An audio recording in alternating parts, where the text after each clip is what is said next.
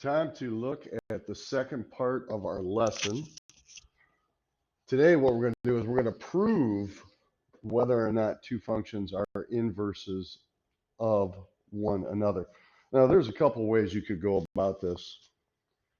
You could actually graph them to see if they are symmetrical with respect to the line y equals x, but that may not work all the time for you because it may be difficult to determine. Something may be kind of close to being that way. So we got another way of going about this. We're going to do what's called a composition of a function. And let me show you what that looks like. So we are going to take the first function,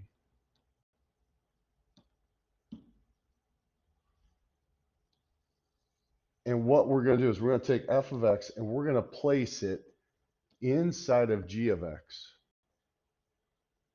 right there. So wherever there's an x, we're going to put this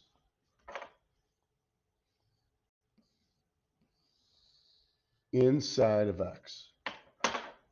Now, since we're putting it inside of g of x, this is going to be, well, let me use a lowercase letter.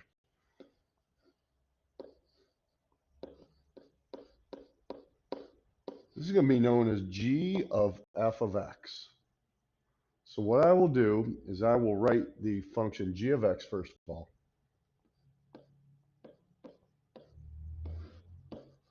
But what I'm going to do is I'm going to remove this x right here. And I'm going to put f of x in here. And I'm going to calculate this. So these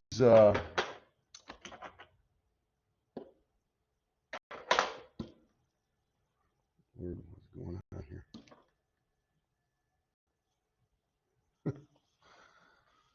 Oh, Lord. Okay, these ones cancel out. I'm left with 3x over 3.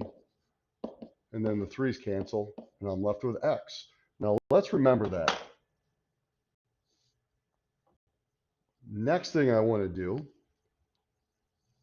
is I want to do the reverse. I want to do the other composition. I want to do f of g of x.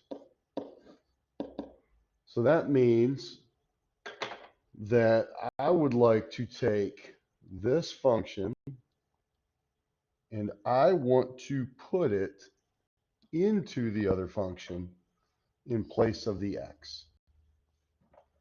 So what I will do is I will write f of x, so that'd be 3x minus 1. But this Good afternoon, Whitmer staff. x, Thank you for working so hard this week.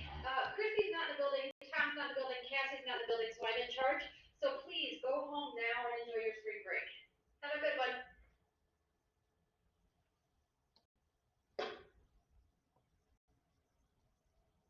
okay, I don't know what's going on. I'm getting a lot of interruptions here. So what we're going to do is we are going to replace this x with g of x, which is x plus 1 over 3. And we're going to calculate this, and we're going to see what we get as a result. So you can see that this 3 is like 3 over 1. So when you multiply fractions, those 3's will cancel. So we're really left with just x plus 1. And then we have this minus 1. And it looks like those 1's cancel, so we're left with x. Notice both compositions resulted in x.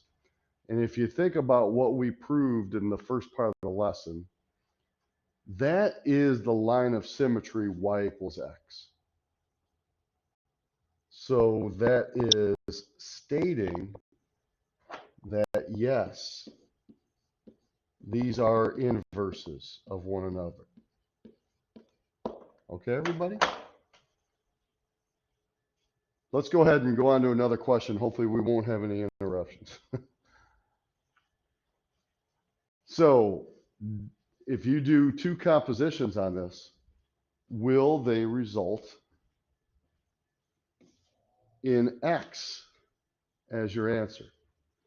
I don't know. Let's go ahead and check it out. Okay, let's start off with f of g of x. You can start off any way you want to. So what I want you to do is I want you to put g of x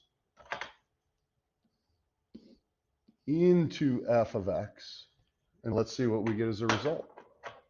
Okay, so here's f of x, right? But I'm not going to write x. I'm going to write g of x, which is x minus 5. And I think we can plainly see what's going to happen here is that those cancel out and you get x. Now, if the other composition yields x, then we will say that these are inverses. If it does not, then they're not inverses. G of f of x. Now this time, let's go back up here. We're going to do the opposite, everybody. See how f of x is inside of g of x? This information is going to go right there. So the first thing I do is I write g of x, which is x minus 5. But I'm going to replace the x. So I'm going to erase it, and I'm going to put f of x in place of it. Now you can see we get x again. So our conclusion is yes, these are inverses of one another. Let's try another. There's two functions. Let's see, are they inverses of one another? I don't know, let's see. Let's start, how about we start with f of g of x? So let's see here, g of x is this information, and that is going to go inside of f of x. So here's f of x, it's 8x cubed. But the x is going to be replaced with this information, cube root of 2x. Now let's take a good look at that. What happens when you have a cubed root raised to the third power? They cancel one another out, don't they?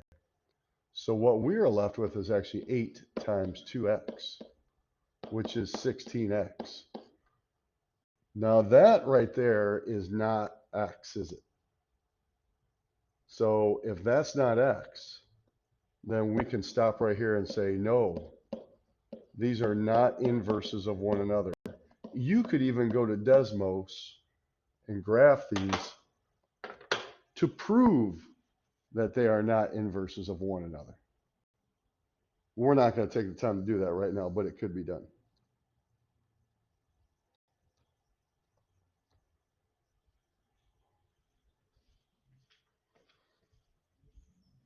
Actually, maybe we will. We got a second here. Let's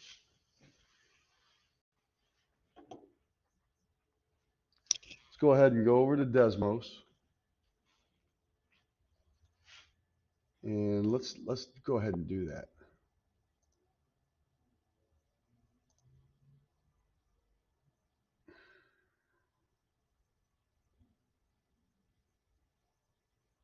If we can get this thing